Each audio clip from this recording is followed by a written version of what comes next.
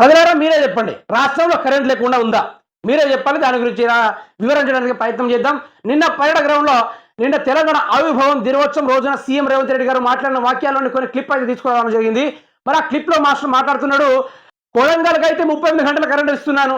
ఇక మిగతా తదితర ప్రాంతాలకైతే 28 గంటల కరెంట్ ఇస్తున్నాడు. ఇంకా కొంచెం గ్యాప్ ఇస్తే 24 గంటల కరెంటు ఇస్తున్నానని చెప్తున్నాడు. నా పరంగా నేనే చెప్తున్నాను.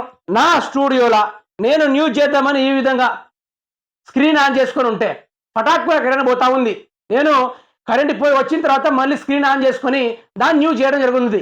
అదేవిధంగా మీ పొలాల మీ ఇంట్లో ఈ సమ్మర్లో కరెంటు బాగా ఉక్కబోస్తున్న టైంలో కానీ, లేకుంటే నీళ్లు పారే టైంలో కానీ, లేకుంటే రాత్రి 1 గంటకు పడుకునే టైంలో కానీ కచాక్కన కరెంటు తీస్తలేడా? మనసాక్షిగా మీరే చెప్పాలి. తీస్తలేడా? బరాబర్ తీస్తున్నాడు. ముచ్చని ఒకసారి విందాం. రాష్ట్రంలో విద్యుత్ సరఫరా 24 గంటల నిరంతరాయంగా అందిస్తున్నామని చెప్పడానికి నేను గర్వపడుతున్న సీఎం రేవంత్ రెడ్డి గారు.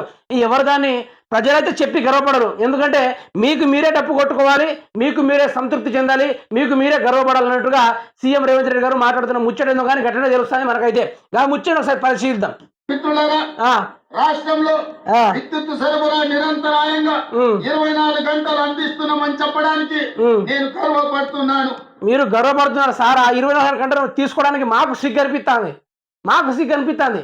మరి యాడ్నో మరి 24 గంటల కరెంట్ మాకు అవపడతలేదు. మీరు పొద్దున 8 గంటల కరెంట్ మాయం, అదేవిధంగా పొద్దుగల 5 గంటల కరెంట్ మాయము, 8 గంటల కరెంట్ మాయము, 8:10కి మాయము, 8:30కు మాయము, మళ్ళీ 10 గంటలకు మాయము, మళ్ళీ 1 నుంచి 2 గంటల దాకా కరెంటు మాయమే ఉండదు. మధ్యలో ఆ 3-4 మధ్యలో ఒక 10 నిమిషాల కరెంటు మాయము, మళ్ళీ 5-10 నిమిషాలకు సాయంత్రము ఆ కరెంటు మాయము, రాత్రి పడుకునే టైంలో 9:15కు 15కు కరెంటు మాయము, రాత్రి 1:15కు కరెంటు మాయము. గిట్లానే తీసుకుంటూ పోతా ఉంటే ఇంకా 24 గంటల కరెంటు మీకు ఇవ్వడానికి గర్వంగా ఉంది, కానీ ఆ 24 గంటల కరెంటు తీసుకోవడానికి మాకు సిగ్గుగా ఉంది రేవంత్ రెడ్డి గారు. నిజంగా నాకే సిగ్గు అనిపిస్తా ఉంది.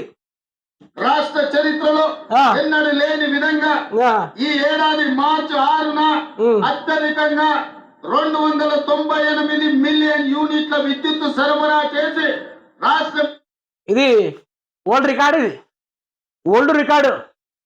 ఎవరైనా చదువుకునే విద్యార్థులు ఉంటే ఇది నోట్ చేసుకోండి, లేకుంటే మాయమైపోద్ది.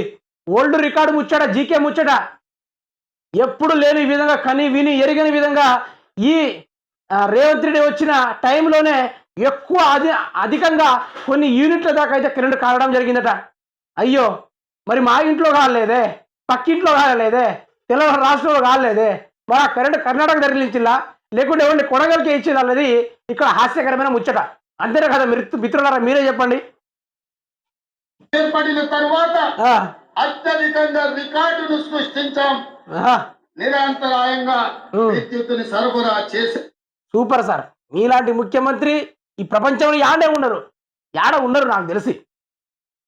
ఎంత గొప్ప ముచ్చట అంటే, కరెంటు పోతలేదు, 24 గంటల కరెంటు ఖచ్చితంగా ఇస్తున్నాం అంటే ప్రజలు స్వీకరించడం లేదా? కన్ని విరి ఎరుగని విధంగా ఈ 6 నెలలోనే అత్యధికంగా రికార్డు క్రియేట్ చేసినాం. అంత కరెంటును మేము అందించామని రేవంత్ రెడ్డి గారు చెప్తున్నారు. మరి యాడ అందించిండో? మా ప్రజల దగ్గరికి పోలే, నా దగ్గర కూడా రాలే. మరి యాడికి పోతుందా కరెంటు? కర్ణాటక పోతుందా, లేకపోతే కోడంగల్కి పోతుందా? ఒక ఆమె ఉంది, మన బీఆర్ఎస్ నుంచి కాంగ్రెస్లోకి పోయింది, మన కడియం కావ్య. ఒక మాట అంది, ఏమనంది? 10 ఏళ్ల చీకట్లో ఉన్న తెలంగాణని మంటే సూర్యుడు లెక్క వచ్చి కాపాడాడు మన రేవంత్ అన్నా అనుకుంటా ఆమె మాట్లాడింది కదా.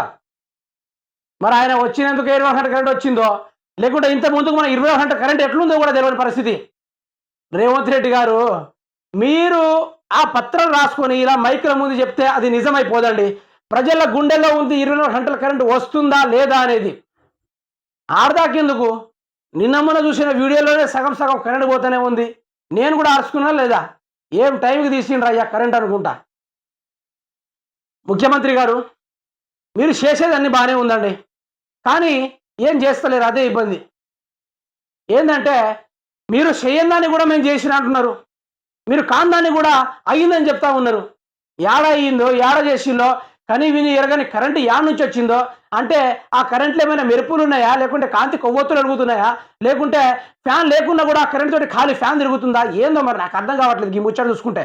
24 గంటల కరెంటు ఈ తెలంగాణ రాష్ట్రానికి మాత్రం రావడం లేదు ముఖ్యమంత్రి గారు. మీరు దీనికి చెప్పడానికి మీకు గర్వంగా అనిపిస్తుందేమో కానీ మాకు సిగ్గుసేట్ అనిపిస్తూ ఉంది. 24 గంటల కరెంటు వస్తుందని చెప్తా ఉంటే మాకు ఇజ్జతమానం అనిపిస్తూ ఉంది. 24 గంటల కరెంటు ఆస్వాదించడానికి మాకు ఎంతో ముమ్మాటకరమైన ఇజ్జత్ అనిపిస్తూ ఉంది రేవంత్ రెడ్డి గారు. మరి మీకేందా మరి ఈయన కరెంట్ని ఇచ్చినామని చెప్పుకుంటూ నేను గర్వపడుతున్నా అని చెప్తా ఉన్నారు.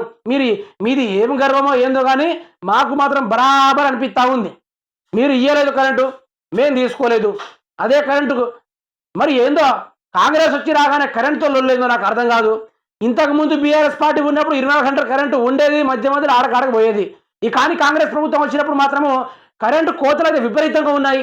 మరి ఈ కరెంటుకి కాంగ్రెస్కి పడతలేదో, లేకుంటే కాంగ్రెస్ కరెంటు పొత్తులో కుదరట్లేదో నాకేం అర్థం కావట్లేదు. లేకుంటే కరెంట్ని సపరేట్గా పోయి ఎక్కడైనా అమ్మేస్తున్నారా అనేది ఇది ఒక క్వశ్చన్ మార్క్ లాంటి ఆలోచన అని చెప్పుకోవచ్చు. మీరే చెప్పండి ప్రజలారా.